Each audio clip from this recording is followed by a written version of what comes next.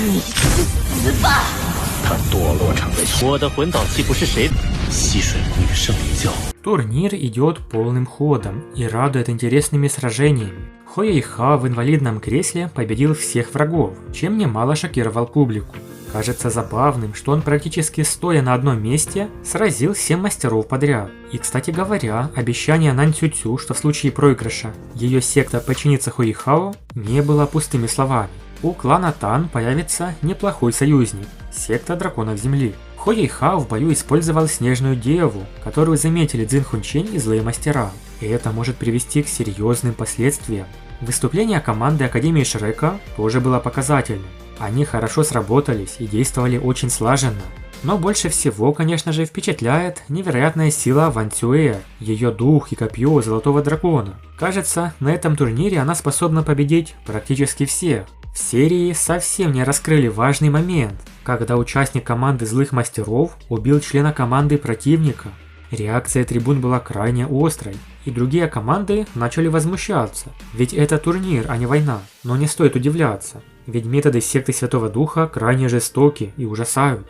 Чем же удивит нас турнир далее? Хуэйхао изменил свое имя на Тан У и притворился младшим братом Тансана. Он также выдал себя за злого мастера. Давайте рассмотрим это подробнее. Новыми фаворитами турнира стал клан Тан.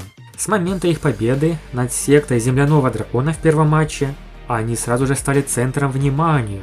Их вторым противником стала команда Железного Меча. Участники этой команды выглядели необычно. Они носили серебряные доспехи и держали в руках длинные мечи, что придавало им величественный вид. Судя по трейлеру, команда Железного Меча тщательно изучила клан Тан и разработала стратегию. Будет ли Хуэйхао снова участвовать в битве? Вопреки ожиданиям, Хуэйхао не участвовал в этом матче. Благодаря слаженной работе Сюй Санши, Хэкайто, Сяо Сяо и Нана, команда Тан легко победила соперника, набрав достаточное количество очков в личных соревнованиях. Поэтому не было нужды в командной игре, чтобы пройти дальше. В этом раунде Сюй Санши противостоял необычной участнице, которая имела дух медузы Ван Чинси. Ее тело трансформировалось, 2 клыка выступило из ее рта, и ее глаза стали полностью белыми. Ее пятое духовное умение называлось «Взгляд медузы». Могло даже показаться, что это чем-то похоже на способность Дугубо. Но этот взгляд медузы был полностью отражен щитом Сюй Санши, поэтому он не превратился в камень, когда она смотрела на него. Победа команды Тан была предсказуема. В третьем этапе турнира следующая команда для соревнований должна была определиться жеребьевкой.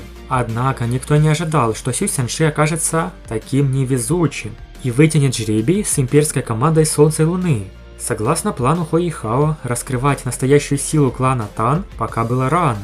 После обсуждения все согласились с его стратегией, и команда решила сдаться в этом матче. После того, как команда Тан признала поражение, Ся Хунчень остался недоволен, но ничего не смог поделать, так как правила соревнований это позволяли. Это позволило сохранить их способности в тайне, в любом случае, пока они не столкнутся с командой Империи Солнца и Луны или с сектой Святого Духа. Команда монстров Шрека не боялась других соперников, ведь очков клана Тан хватало с запасом для прохождения дальше. Соревнования духовных мастеров были чрезвычайно напряженными, но одновременно с ними проходило еще одно значимое событие – подпольный турнир духовных инструментов. Это своего рода соревнование механиков. В отличие от официального, этот турнир был организован 3 подпольными силами Империи Солнца и Луны. Из-за строгого запрета наследного принца Сю Тяньраня на азартные игры, эти силы не могли устраивать открытые состязания. Однако, чтобы удовлетворить потребность механиков в редких металлах, организовали этот подпольный турнир.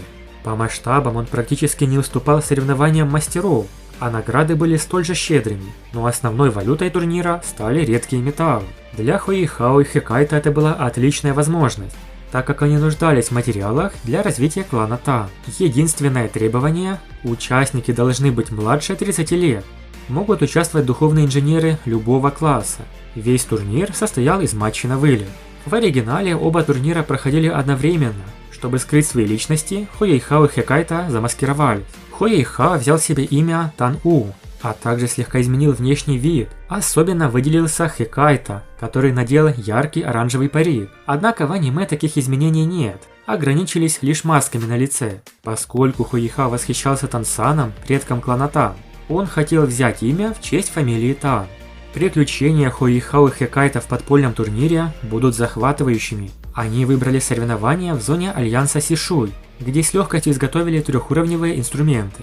Однако их выдающиеся способности вызвали подозрения в мошенничестве. Хуэйхао смог доказать свою силу на деле, победив обвинителя и завоевав уважение и признание, что позволило им пройти дальше. Империя Солнца и Луны действительно удивила. Днем организует континентальный турнир мастеров, а ночью устраивает подпольный турнир механиков. Такая активность поражает.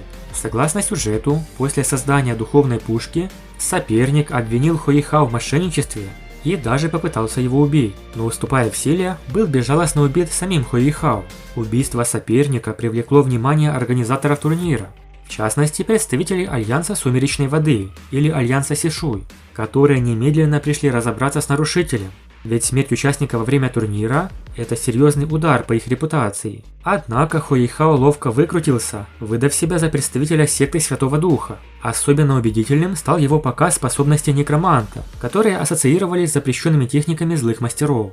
Это заставило лидера Альянса принять Хуэйхао за члена Церкви Святого Духа. Также была раскрыта личность человека, стоящего за Альянсом Сишуй. Хуэйхао открыл секрет, что Лига Сишуй фактически вступила в сговор с культом Святого Духа, крупнейшей сектой злых мастеров. Потому что, услышав название Альянс Сишуй, Хуэйхао догадался, что он должен быть связан с Е Сишуй, могущественным злым мастером, который является главой культа Святого Духа.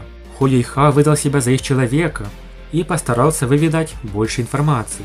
Узнав обо всем этом, Хуэйхао не стал поднимать шум, ведь это была чужая территория. Он решил сначала завершить участие в турнире. После этого можно будет разработать план действий и уведомить империи, чтобы те подготовились заранее. Альянс Сишуй не догадывался, что Хуэйхао уже раскрыл их связь с сектой Святого Духа. Они поняли это слишком поздно. В целом, в этом турнире было много команд, у которых участники имели по 5 и даже 6 колец. Хуэйхао также имел 5 колец, но все остальные в семерке монстров Шрека уже имели по 6 колец. Ждем этот подпольный турнир и дальнейшие битвы. И спасибо огромное за донат Митчи Шах. Я иногда чуть позже вижу сообщения, тем не менее очень ценю такую поддержку. Большое спасибо за просмотр. Напишите в комментариях, как вам эти подпольные битвы Хуэйхао. Подписывайтесь на канал, ставьте лайк и всем пока.